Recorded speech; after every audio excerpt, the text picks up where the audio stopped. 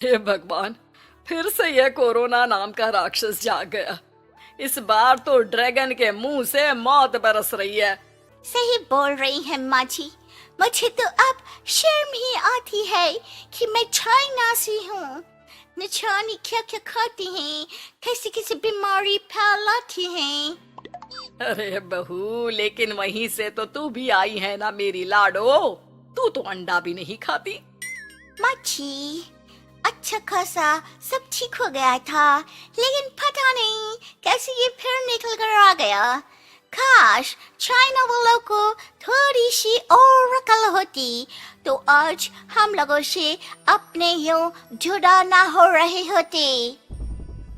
Corona की नई लहर से देश में हो रही मौतों और घर में बंद रहने के कारण हमारी चाइनीज बहू बहुत दुखी होती है। उसे लगता है कि भारत में जो कुछ भी हो रहा है वो उसी के कारण हो रहा है। अब हमारी चाइनीज बहू परेशान सी रहने लगी। अरे क्या बात है मेरी चाइनीज गुड़िया, आज तू एक्सरसाइज नहीं करेगी? अरे ना तो तूने जूस पिया है। क्या हो गया लाडो? कुछ नहीं मम्मी जी, बस अच्छा नहीं लग रहा।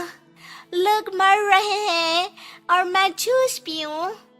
माँ जी, चाइना से आई ये महामारी और मैं भी तो चाइना से ही आई ना। अरे अरे बेटा, ऐसा ना सोच। सास पूरी कोशिश करती कि वो चाइनीज बहू को समझाए कि इस बीमारी के लिए वो खुद को दोषी ना समझे, लेकिन माँ जी, मैं आज खाना नहीं खाऊंगी। आप सबका खाना बना दिया है। मैं कमरे में जा रही हूँ, प्लीज डिस्टर्ब मत करना। सास ने अपनी हंसती खेलती बहू का ये रूप तो कभी देखा नहीं था, लेकिन करती भी तो क्या। अगले दिन सुबह सुबह अरे ये पूरे घर से स्वादिष्ट खाने की महक आ रही है। ये कौन है जो चाय बनने के वक्त लंच बनाकर तैयार कर रहा है? वो किचन में आती है जहाँ चाइनीज बहू ने शुद्ध वैष्णव खाना तैयार कर रखा था। अरे बहू, सोई नहीं क्या जो इस वक्त इतने प्रकार का खाना बना लिया? हाँ हाँ माँ जी, क्या करे, जब दिल में बोझ हो तो नींद नहीं आती। तभी तो मैंने सोचा मैं गरीब और जरूरतमंद लोगों को खाना पहुँचा दूंगी। वो ढेर सारा खाना रोज बनाती और गरीब और बेसहारा लोगों में बांटती। क्या कर रही है बहू? कितने दिनों से देख रही हूँ तू अच्छे से सोती भी नहीं है। क्यों कर रही है लाडो? क्या करूं माँ जी, मेरे देश के लोग जीवन की लड़ाई लड़ रहे हैं और मैं सो जाऊं, मुझसे नहीं होता। एक दिन चाइनीज बहू पीपीटी किट पहनकर खड़ी होती है। अरे ये क्या बेटा, खाना देने जा रही है या लड़ाई लड़ने? माँ जी, मैं कुछ दिनों के लिए घर नहीं आऊंगी। मैंने सोचा है कि मैं घर से बाहर रहकर कोरोना के मरीजों की देखभाल करूंगी। ओ प्लीज प्लीज आप मुझे रोकना नहीं। नहीं नहीं बहू, ये तो तूने बहुत ही नेक काम सोचा है। बस बेटा तू अपना ख्याल रखना। बहू वहां से चली जाती है, लेकिन सास की रोज फोन पर बहू से बात होती। घर पर क्या है माँ, क्यों भेज दिया तूने उसे? बाहर कितना खतरा है, उसे कुछ हो गया तो? अरे बिल्कुल चिंता ना कर, उसने सारे नियम कायदे को फॉलो किया है। अरे वो बिल्कुल ठीक रहेगी।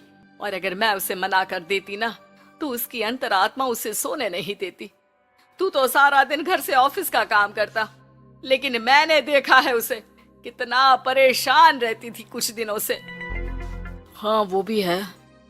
उधर चाइनीज बहू लोगों का खूब ख्याल रखती, उन लोगों तक खाना पहुंचाती, उनके बच्चों की देखभाल करती। एक दिन बहू अपनी सोशल साइट देख रही थी तो उसे दिखता है कि एक आदमी ने बच्चों की देखभाल के लिए पोस्ट डाली है। बहू उसे फोन करती है। मैं आपकी कोई मदद कर सकती हूँ, प्लीज बताओ। दूसरी तरफ से आवाज आती है। मैं और मेरी बीवी दोनों ही कोरोना से पीड़ित हैं। हम लोगों के बच्चों को देखने के लिए कोई नहीं है। प्लीज हमारी मदद करो। हाँ हाँ बिल्कुल, आप परेशान ना हो, मैं आ रही हूँ। मुझे आपका एड्रेस बताओ। वो आदमी बहू को पता लिखवाता है। वहाँ वो पहुँच जाती है। ओह, ये किसे बुला लिया आपने? ये तो चाइनीज है, इसी के कारण तो हम लोगों का देश इस परेशानी से जूझ रहा है। अरे पर ये तो हिंदी में बात कर रही थी। तभी बीवी की ऑक्सीजन लेवल गिरने लगती है। ये क्या हो रहा है? आप टेंशन क्यों ले रहे हैं? जल्दी से इन्हें अस्पताल लेकर जाइए। रुकिए, मैं आपको एक अस्पताल में बेड भी दिला देती हूँ। वो मेरे अंकल का अस्पताल है। चाइनीज बहू फोन पर बात करके उन लोगों को बेड दिलाती है, जहां पति की भी तबीयत खराब हो जाती है और दोनों को बेड दिलाकर बहू घर में बच्चों की पूरी देखभाल करती है। सास का बहू पर फोन आता है। अरे मेरी चाइनीज गुड़िया, कैसी है रे तू? अरे माँ, पीछे की गली में ही हूँ मैं। वो खालिया लोग है ना, उन दोनों हस्बैंड वाइफ को कोरोना हो गया था। मैंने उन लोगों को श्रीवास्तव अंकल के अस्पताल में भर्ती करवा दिया है और अब मैं नमाज ही उन दोनों बच्चों का ख्याल रख रही हूँ। अरे जीती रहे बेटा, कोई जरूरत हो तो बता देना। नहीं माँ जी, सब कंट्रोल में है। बस इन बच्चों के माँ बाप ठीक होकर घर आ जाए। अच्छा माँ, इन लोगों के घर का फोन बज रहा है, मैं आपको थोड़ी देर बाद कॉल करती हूँ। लैंडलाइन में घर के मालिक का फोन था।